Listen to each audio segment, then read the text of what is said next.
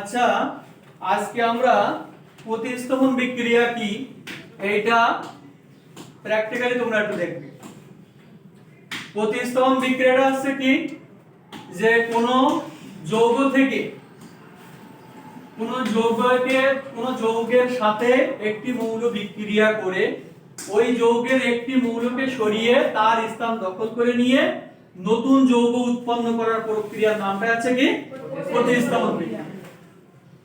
যেমন তুমি মনে করো যে তোমার সাথে এর সম্পর্কটা ভালো, এবার এ তোমার পাশে বসতে শুরু করেছে।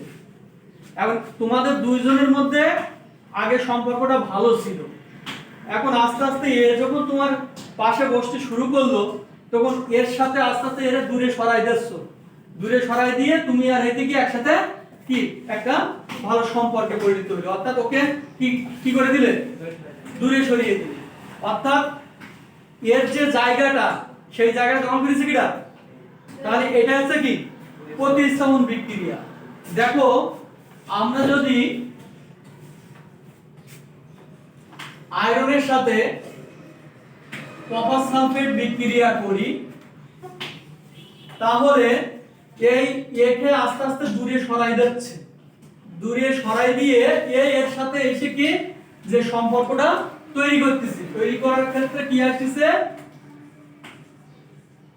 ফেরাস সালফেট আর কপার আলাদা হয়ে যাচ্ছে। ঠিক আছে, এখন এই পরীক্ষার জন্য কি কি রাখবে বলো তো একজন? হ্যাঁ, লোহার গুঁড়া তুতে পানি আর টেস্ট টিউব। তাহলে তুমি আসো তো, আসো দেখো যন্ত্রপাতিগুলো কি কি লাগবে একটু লেখো।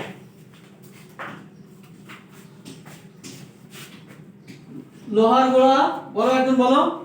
লোহার গুঁড়া আর তাড়াতাড়ি লেখো লোহার গুঁড়া। তারপর তুতে, এই কপার সালফেটটাই কি তুতে হিসাবে কিন্তু পরিচিত। পানি, তুতে, পানি আর একটা কি লাগবে, টেস্ট টিউব। এই আছে আমাদের কি টেস্ট টিউব, আর এই আছে কি তুতে, আর এই আছে আমাদের কি লোহার গুঁড়া। আচ্ছা আসো এদিকে আসো। আচ্ছা তুমি এখানে একটু নাও তো, এখানে একটু জল নাও।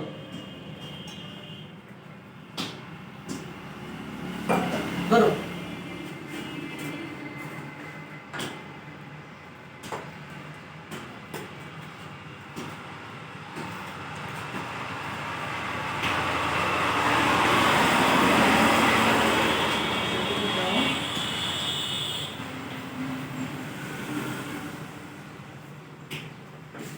এটাকে একটু নাড়াও।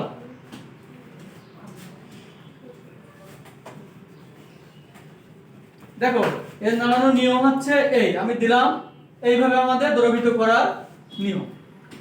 এটা যদি করি একসময় এটা আস্তে আস্তে কি কালার হচ্ছে, নীল কালার হচ্ছে। তাহলে এটা নীল কালার হোক, আমরা সেই পর্যন্ত দ্রবীভূত করার আগ পর্যন্ত আমরা এরকম ভাবে ঠেকাতে থাকি, এরকম ভাবে ঠেকাও। দেখো আবার সামনে দিয়ে যেন না বের হয়, হয়েছে? আচ্ছা তাহলে এটা কি কালার হয়েছে, সবাই দেখতে পাচ্ছ? আচ্ছা এর মধ্যে এবার আমাদের কি দিতে হবে, লোহার গুঁড়া। আচ্ছা দিয়ে দেখি লোহার গুঁড়া কি হয়।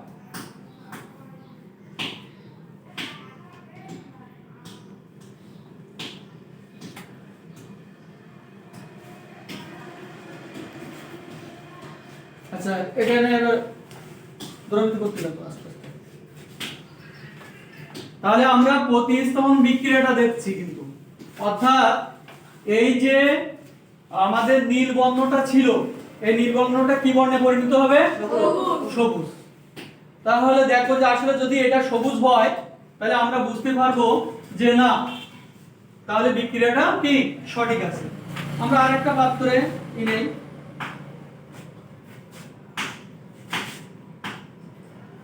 হ্যাঁ আমরা কিছুক্ষণ রেখে দিলে আস্তে আস্তে ওটা কি সবুজ হবে। অর্থাৎ আর নিচে ওই যে দেখতেছো নিচে যে আস্তরণটা পড়তেছে ওইটা হচ্ছে কি তামাক।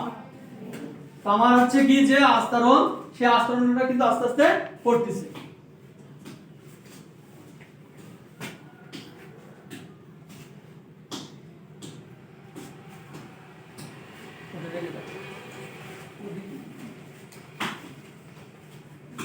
দেখো তাহলে আমরা দুইটা দ্রবণ আছে ই করা হয়ে গেছে। দুইটা দ্রবণের ক্ষেত্রে দেখো পার্থক্য কি হয়েছে, এখানে পার্থক্য হয়েছে। আচ্ছা এটা কি, এটাতে কি তুতে, এটা রংটা কেমন লাগতেছে, আর এটা লোহার গুঁড়া, তাহলে এটা কেমন সবুজ। তাহলে দুইটা ভিন্ন কালার হয়েছে না।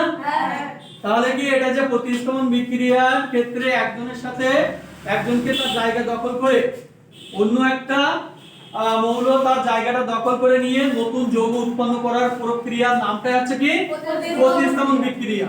তাহলে কি আমরা প্রতিস্থাপন বিক্রিয়াটা কি বুঝতে পারলাম?